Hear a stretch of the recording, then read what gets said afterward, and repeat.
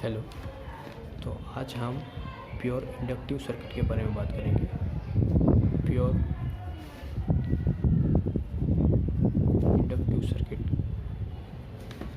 Inductive circuit क्या होती है?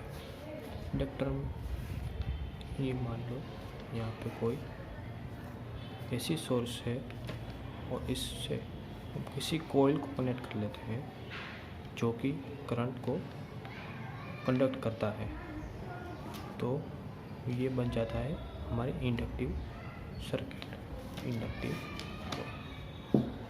सो यहाँ से हमने एसी सोर्स लगाया है, तो यहाँ पे कोई करंट, कोई टाइम टी पे करंट आई है, और उससे पहले हम बेसिक जान लेते हैं इंडक्टर का। तो इंडक्टर होता है, तो इंडक्टर जो है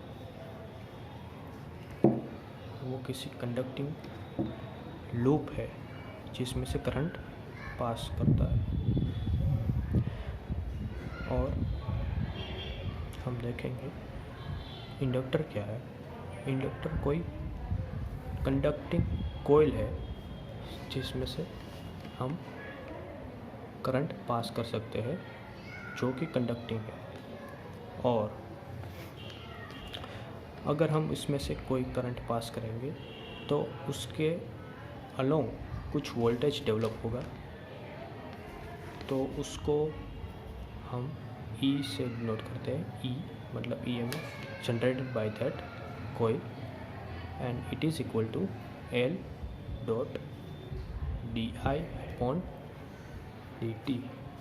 दैट मीन्स जो इसके अक्रॉस जो भी वोल्टेज ड्रॉप होगा वो L into DI upon DT के इक्वल होगा, जहाँ पे L क्या है, तो इस कॉइल का इंडक्टेंस है, ये कॉइल का सेल्फ इंडक्टेंस है, और ये I जो है, स्टार्ट करते हैं वोल्टेज।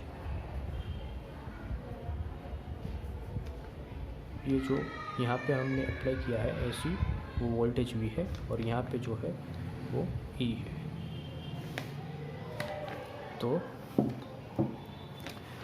अपने अगर हम यहाँ से करंट पास करते हैं तो आपको पता ही होगा लेंस लॉ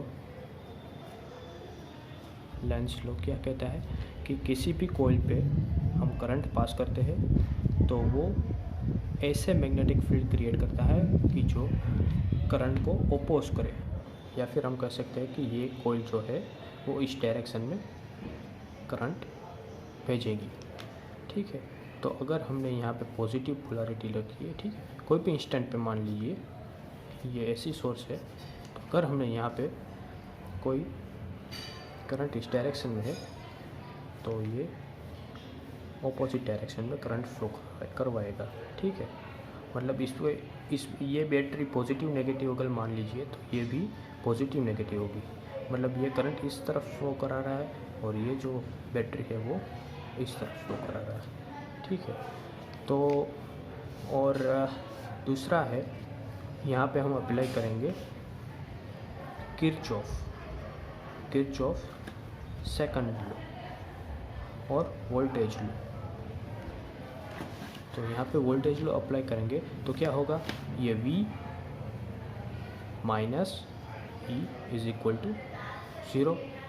कोई भी क्लोज लूप में टोटल वोल्टेज का जो डिफरेंस होता है वो क्या होता है, 0 होता है। That means V minus E is equal to 0। ये भी EMF है, मतलब वोल्टेज ये इसके अलाउ, किसके अलाउ, ये इंडक्टर के अलाउ। ठीक है, अब V तो ऐसे ही रहेगा, माइनस E की वैल्यू हमने यहाँ पे फाइंड की है, E is equal to L DI upon DT। L DI upon DT is equal to 0। तो L DI upon DT is equal to V। अभी हमको I मतलब करंट फाइंड करना है, तो हम क्या करेंगे, DI ऐसे रहने देंगे, V into DT upon L current को फाइंड करेंगे। लेकिन यहाँ पे वोल्टेज जो हमने दिया है वो क्या है, AC है, तो AC का जो वोल्टेज है वो कैसे लिखते हैं हम, V0 sine omega t upon L into D T. Now यहाँ पे डी आई है तो हम इंटीग्रेशन करेंगे टोटल करंट फाइंड करने के लिए। तो V zero divide by L sine omega T D T. तो यहाँ पे total current I is equal to V zero divide by L. ये दोनों कॉमन टर्म है तो इसको हम इंटीग्रेशन के बाहर निकालेंगे। और यहाँ पे साइन ओमेगा टी का इंटीग्रेशन होता है cos minus omega T upon omega. तो हमको यहाँ से करंट मिलेगा, उसकी value minus V zero divide by L cos omega T is equal to minus I is equal to, ये करंट जो है वो आई की वैल्यू यहाँ पे minus V zero divide by L की जगह पे हम आई ज़ीरो लिखेंगे कोस ओमेगा टी।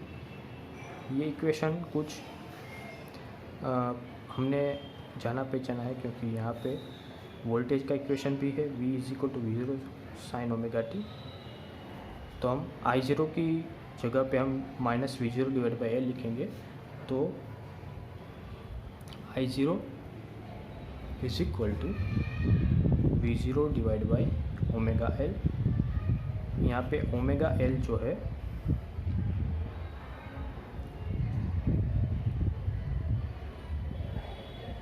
यहाँ पे भी ओमेगा आएगा। तो ये I zero is equal to V zero upon omega L. तो ये ओमेगा एल ये टर्म जो है वो रेजिस्टेंस की तरह बिहेव करेगी क्योंकि I is equal to V upon are.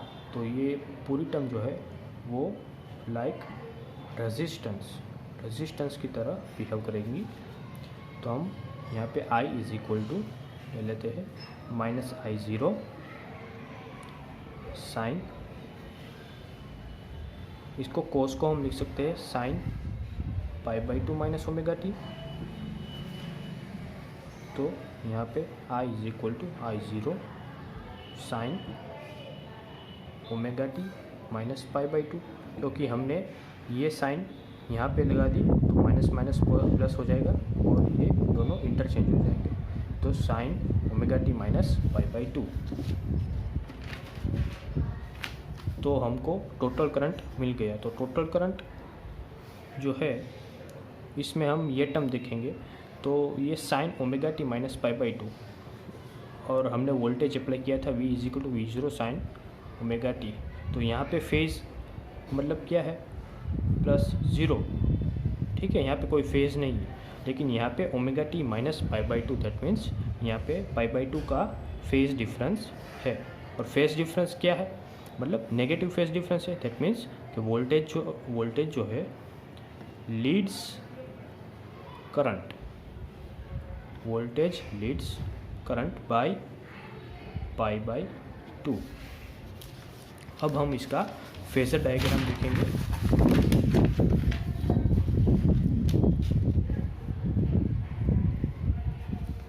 Phasor diagram,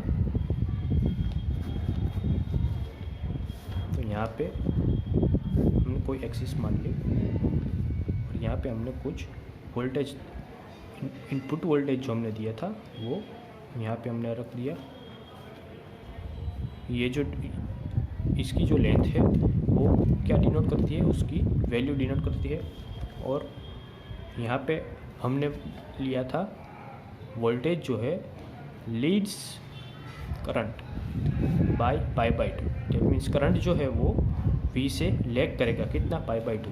तो यहाँ से हम पाई बाई टू एंगल ले लेते हैं और यहाँ पे हम करंट ले लेते हैं, ठीक है। ये आई ज़ीरो और ये कितना होगा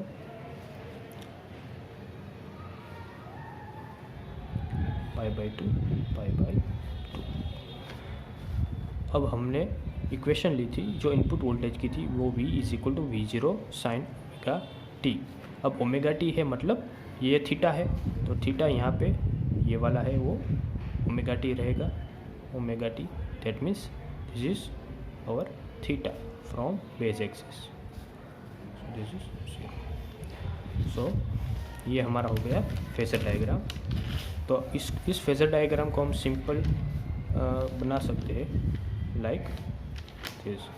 सो यहाँ पे वोल्टेज है और ये हमारा करंट, तो ये रहा π/2। तो हम इस ग्राफ को इस तरह की रिप्रेजेंट कर सकते हैं। और अगर हम वेव डायग्राम देखें, मान लीजिए ये हमारा वेव है, ठीक है, और ये हमारा वोल्टेज है, इनपुट वोल्टेज, और हमारा जो करंट है वो फेज में कितना पीछे है, π/2 पीछे है। तो π/2 मतलब जहाँ पे वोल्टेज मैक्सिमम हुआ वहाँ पे करंट मिनिमम, मतलब 0। π/2 ये 0 है, ये π/2 है, ये पाई है, ये 3π/2 है, ये 2π है। तो π/2 पीछे मतलब ये इसका करंट का ग्राफ ऐसे आएगा।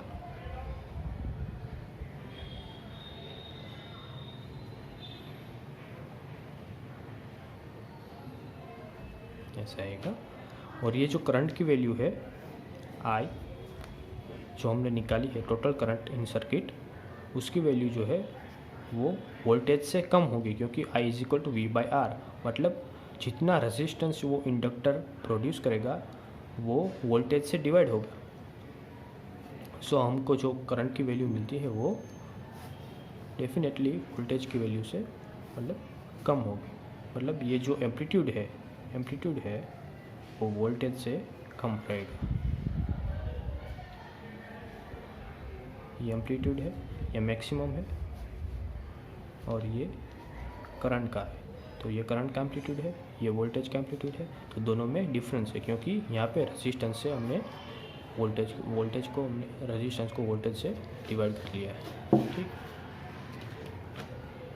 मतलब यहाँ पे वोल्टेज मैक्सिमम रहेगा तो करंट मिनिमम होगा, ठीक। वोल्टेज मिनिमम होगा तब करंट मैक्सिमम रहेगा। तो ये रही पूरी फेजर डायग्राम।